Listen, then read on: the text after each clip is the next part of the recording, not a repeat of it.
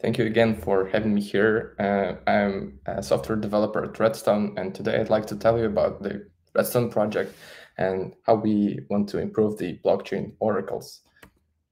As you probably know from the first presentation, a blockchain oracle is a third-party service that connects smart contracts on blockchain with the outside world, meaning providing data, like real-world data, to the blockchain smart contracts. And the main use case for oracles today is providing pricing data, because this pricing data may be used in lending markets, in decentralized insurance products, in liquidity aggregators, derivatives protocols, and even algorithmic stablecoins like DAI, and many more projects. There are a lot of ideas here. So pricing data usually are provided for cryptocurrencies and for fiat currencies, and sometimes for also stocks. But there are also many ideas what kind of new data can be provided on chain. And the current most popular model, how blockchain oracles work, is that they post the pricing data to the blockchain regularly, for example, every 10 minutes, which has some advantages. Like this approach is quite easy to understand and easy to manage. However, it becomes quite expensive, and which leads to expensiveness of oracles in general and creates huge limitations. For example, in sense of that oracles cover really small subset of tokens and some small subset of assets in general. It also disables easy ability to switch to the new blockchain. But today, new blockchain appears really often, and this approach needs to run a separate Oracle instance for every new blockchain. Another problem, which is not connected to this approach, is that oracles are often centralized and prone to manipulation. All these problems resulted in more than $1 billion hacked and stolen from DeFi protocols that used blockchain oracles. And we at Redstone want to propose a solution which we already implemented in some stage. And this solution has three main key points. The first one, that we don't want to use blockchain, like Ethereum blockchain, for storing the data, because Ethereum was not designed to store large data sets. Instead, we want to use cheaper storage that allows more data providers to come into the game. The second point is adding insurancy to DeFi protocols, in the sense that data providers will pay some stake that covers data reliability risks. And the third key point is that we want to create an accountable system with a permanent track of each record and each data that was provided by data providers. And how do we do this? In terms of cheap data storage, we want to leverage the Arweave blockchain, which actually was created to store large sets of data. It also has many other advantages, but even if we compare a cost of 1 gigabyte storage on Arweave, it costs only $35, while on Ethereum, it costs more than $1.5 million. So the second thing is managing the provider obligations and this insurance thing. And we do this through introducing manifests, which kind of describe what data providers need to provide, how often do they need to provide the data. And we do this currently as just a JSON file, which has designed structure. The second thing here is that, as I've said, providers need to pay some stake, which can be taken from them in case of wrong behavior, for example, providing wrong data or incorrect or not providing data at all because of, for example, technical problems. And this problem resolution or dispute resolution will be handled on using the smart weave contracts.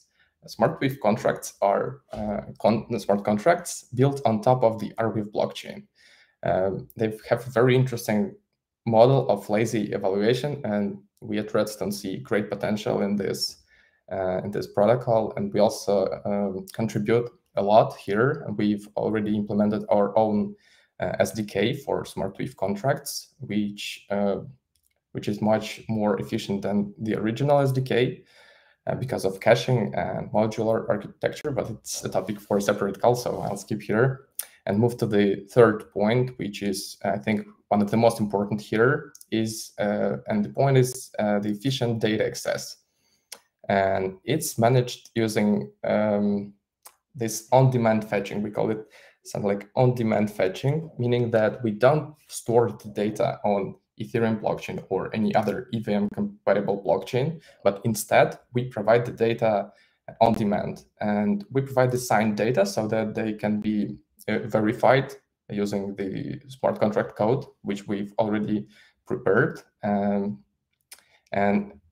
another advantage that comes here is the compatibility with any EVM-compatible blockchain like Ethereum, Binance Smart Chain, Celo, Avalanche, Polygon, XDAI, and others. And let's move to the architecture, and I'll try to give you a general overview how the whole Redstone protocol works. The core unit here is the Redstone node. It's something similar to blockchain node, but at this moment it doesn't communicate with other nodes, which will change in future probably. And the main thing that Redstone node does is fetching the data from multiple sources. Currently, we fetch data from more than 60 sources, including different exchange APIs like DEXs APIs and simply on-chain DEXs data. We also use standard cryptocurrency exchange APIs like Binance, Kraken, Currency.com, and many others. We also fetch data from Yahoo Finance website and European Central Banking API. And we fetch all this data.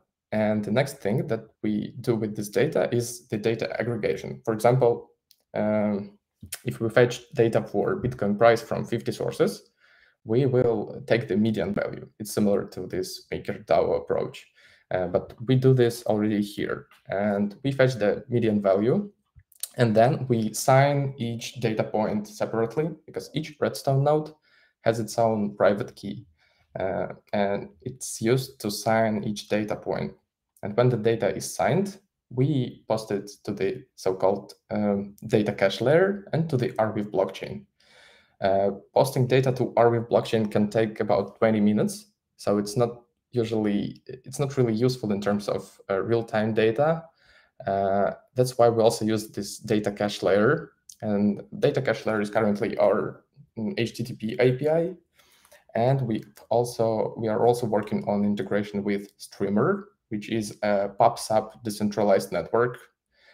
And if users want to use the Redstone data, they will fetch them from this data cache, and they are able to use the data using this HTTP API in simple web integrations, even not decentralized apps, or in decentralized apps, but without the smart contracts. But they also can use the data using in smart contracts. And I'll tell you much more about this because we've implemented a special tool called Redstone Flash Storage that allows to integrate Redstone data in a very straightforward way.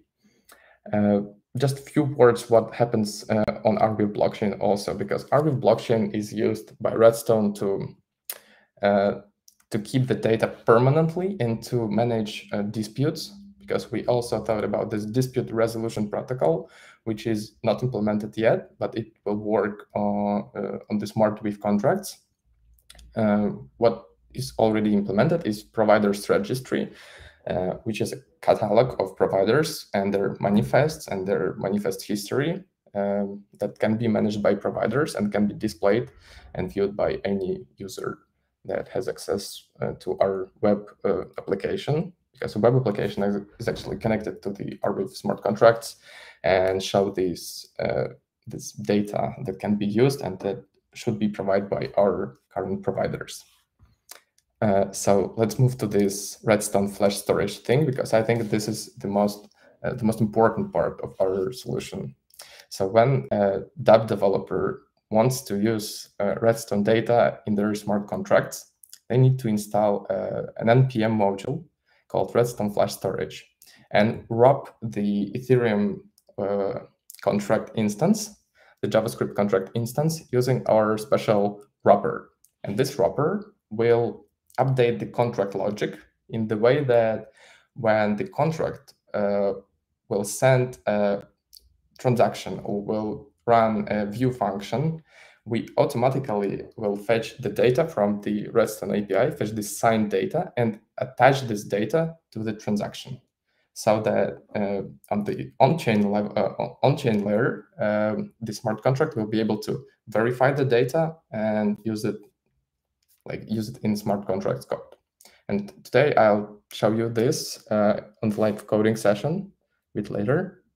But one thing that worth mentioning is that we put really much effort to the Redstone flash storage optimization.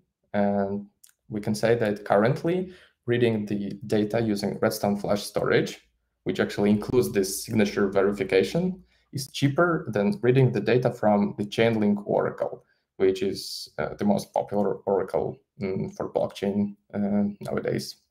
And of course, these costs doesn't include data write costs, which are really, really cheaper thanks to the affordable Arweave storage. Okay, so let's go to the demo. And if we go to the app.redstone.finance, we can see all the data points that we currently provide, including crypto, mostly crypto, but also stock prices, currencies prices, BST, Avalanche tokens, tokens from the Avalanche ecosystem, ETF indexes, and also commodities like grains, energies, metals, and livestock. And we can do all of this thanks to this scalable model with on-demand fetching. If we go to the Bitcoin, for example, details, we can see the price chart with the Bitcoin prices, which were provided by the Redstone Oracle. On the right side, you can see the sources, the list of sources that were used for fetching the Bitcoin price. We've also implemented this tool to compare the prices for different sources, which can be useful for example, finding arbitrage opportunities. And on the bottom, you can see the list of Arweave transactions that were used to keep these on Arweave. As I've said, we use more than 60 sources now, including DEXs, simple cryptocurrency exchanges, and also like ECB, European Central Banking API, and others. And this application, as I've said, has this interface to manage manifests by providers. So if we click, for example, to the main Redstone provider, we can see a list of provided data with the details containing which sources I used. And providers also have a web interface to interact with their manifests and with the manifest to see the manifest's history. Okay, so let's go to the most interesting part, and let's try to use the Redstone data in our smart contract. I've already prepared a small project with a single smart contract called example and a simple test file, which uses hard hat testing framework. So if I'm a blockchain developer and I want to use the Redstone data, I would go to the npmjs.com and try to find this Redstone flash storage module. Let's type Redstone. We see the Redstone flash storage on the 3rd position. Let's go here. And it starts with the simple explanation that I've already told about. Let's go to the installation section. So the first thing we need to do is to install Redstone flash storage. I won't do this because I've already installed the Redstone flash storage here. So let's move to the getting started section. It contains 2 main parts. The first one is modifying our contracts, and the second one, updating the interface. So let's start with modifying our contracts. The first thing we need to do here is to extend our contract with the price of our contract implementation. So let's simply copy this to our contract code.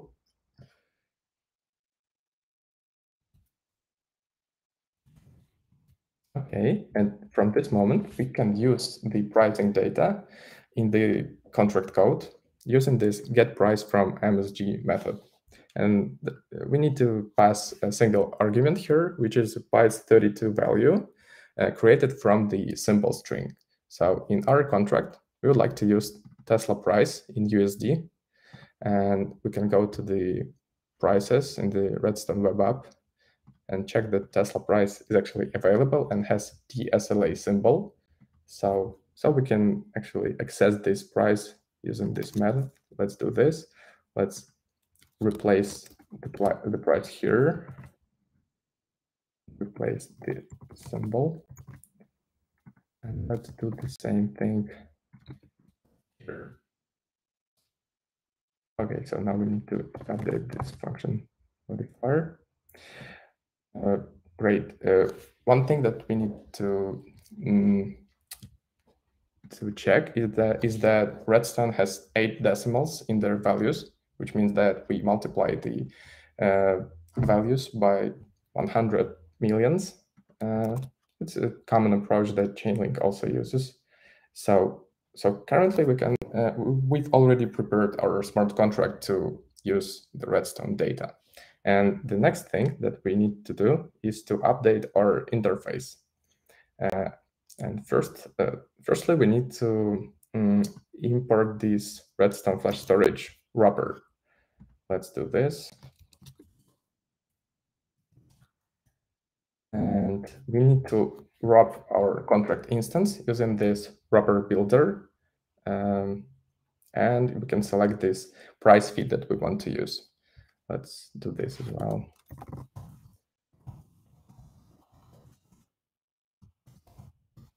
Use wrapper builder, wrap light. Where we pass this Ethereum EthersGS contract instance. And the thing we want to do is selecting the price feed that we want to use. We can use the Redstone stocks. It also can be checked on the Redstone application. And we can also specify the asset. In our case, we only need to have the Tesla asset, Tesla price asset, so it should be enough. And now, in every place where we want to access the Redstone data in every function, we need to actually replace this standard contract instance with the wrapped contract instance. So let's do this. Okay. And the last thing that we need to do is the provider authorization, because our smart contract needs to know what providers is trusted and like what Ethereum public address can sign the data that we can trust. And this can be done using this authorized provider method that we've prepared. And this method automatically analyzes the price feed that we provided here and actually uses the appropriate provider Ethereum address. Okay, so now we can call this test using your test.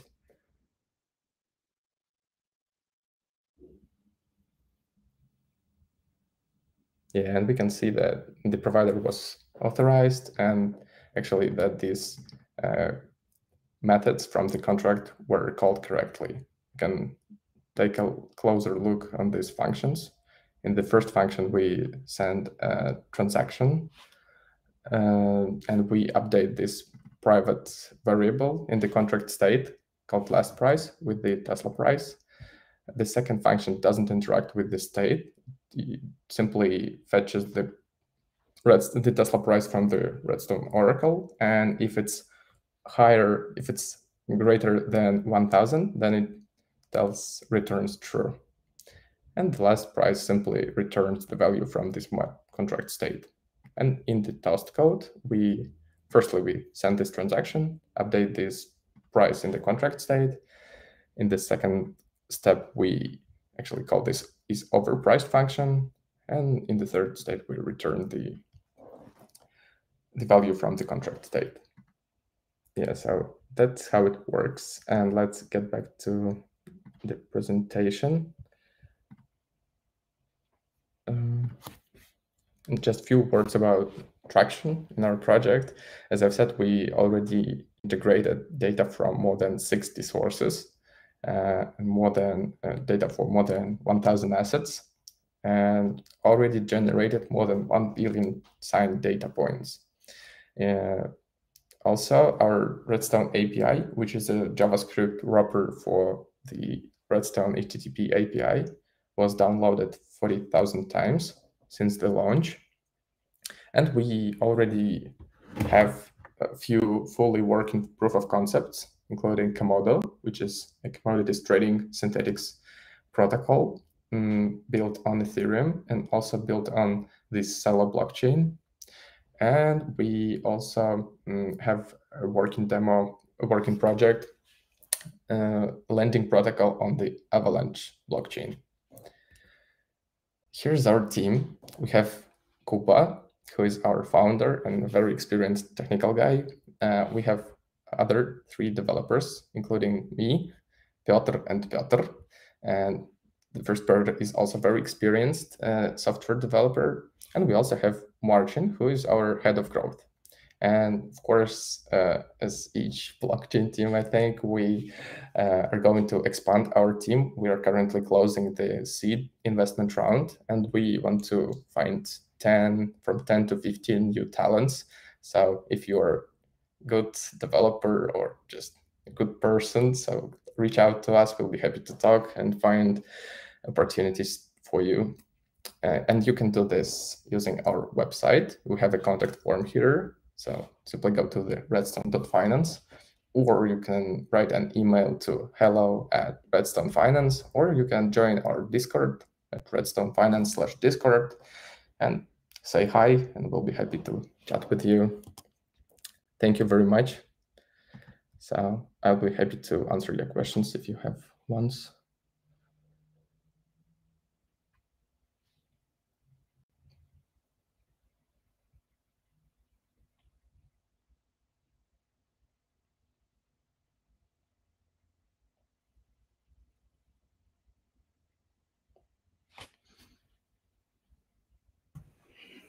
When prices are provided by the Oracle, we cannot afford that the delay as other users.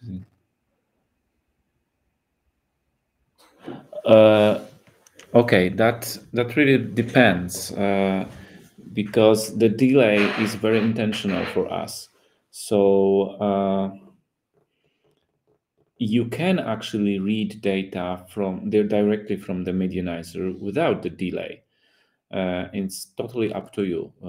Both of them are provided, and there are some projects that are actually using direct medianizer values if that's required. So I hope this answers the question.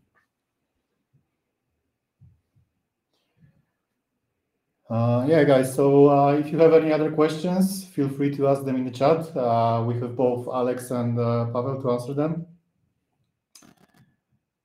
We're gonna give you some time to type that.